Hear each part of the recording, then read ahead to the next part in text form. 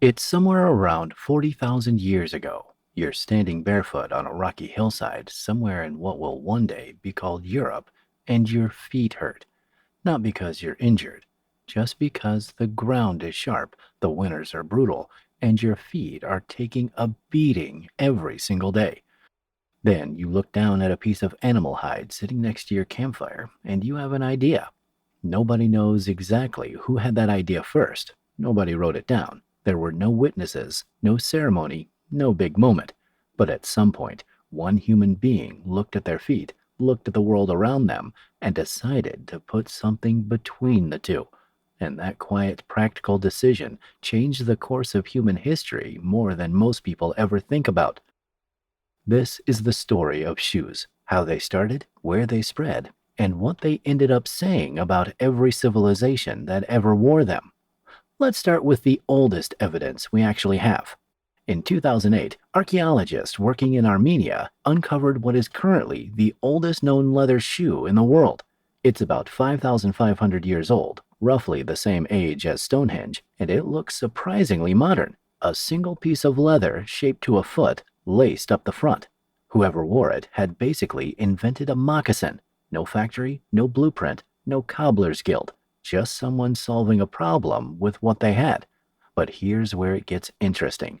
Archaeologists don't think that shoe was the beginning. They think it was just the oldest one that survived. Leather rots, plant fibers break down. The materials early humans used for footwear almost never make it through thousands of years underground. So scientists turn to bones instead. When you regularly wear shoes, the bones in your feet change shape over time. Your toes spread differently, your arches load differently.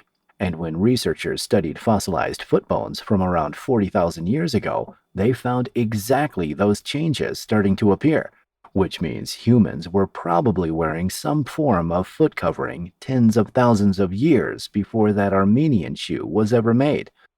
The shoe is 5,500 years old. The habit of wearing shoes may be 40,000 years old. Now, fast forward a few thousand years. It's around 3,500 years ago, and you're living in ancient Egypt. You see your neighbor walking through the market wearing flat woven sandals, palm leaves and papyrus reeds braided into a simple sole held to the foot by two thin straps. It looks casual, but in Egypt, footwear is anything but casual. Sandals in ancient Egypt are a status symbol. Common workers go barefoot. Soldiers wear basic sandals. Pharaohs have servants whose entire job is to carry their footwear. There are even Egyptian tomb paintings showing a dedicated sandal bearer walking just behind the pharaoh, holding a pair of decorated shoes in case the ruler needs them. The simple act of covering your feet has already become about power, rank, and who you are in the world. The Romans took this even further. Roman soldiers wore a heavy-soled military sandal called a caliga, designed specifically for marching hundreds of miles on stone roads, the same roads the Romans built across Europe, North America, and the Middle East. The shoe and the empire expanded together. In fact, Roman officers wore different shoes than regular soldiers. Senators wore different shoes than merchants. You could look at someone's feet and know almost everything about their place in society. Then comes the Middle Ages, and shoes get strange. It's the 1300s in Europe, and you see your neighbor walking past wearing shoes with toes so long and pointed they curl upward at the end. These are called poulaines, and the length of the toe directly reflects your wealth. Common people wear short toes. Nobles wear toes so long they sometimes need to be tied to the knee with a small chain just to walk. The shoes serve no practical purpose. That's the whole point. Wearing something that makes walking difficult is a way of saying, I don't need to work. I don't need to run anywhere. I can afford to be impractical. Fashion had officially taken over from function. Fast forward again. It's the 1800s, and something strange is about to happen that most people today have never thought about.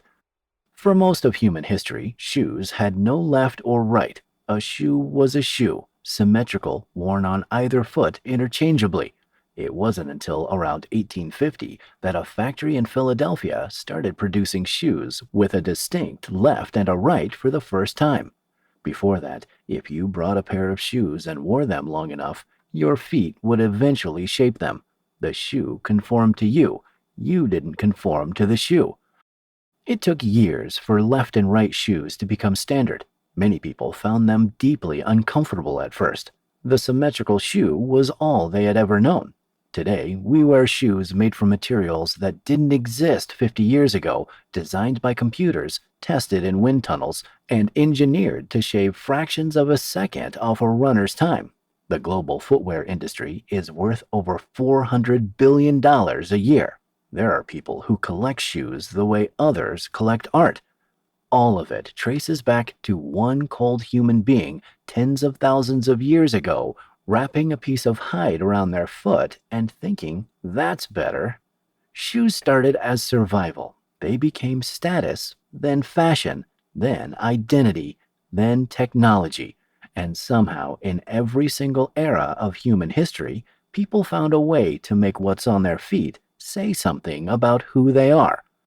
So next time you lace up your shoes in the morning, just remember, you're taking part in a 40,000-year-old habit that outlasted every empire, every fashion trend, and every civilization that ever tried to put its mark on a simple piece of leather.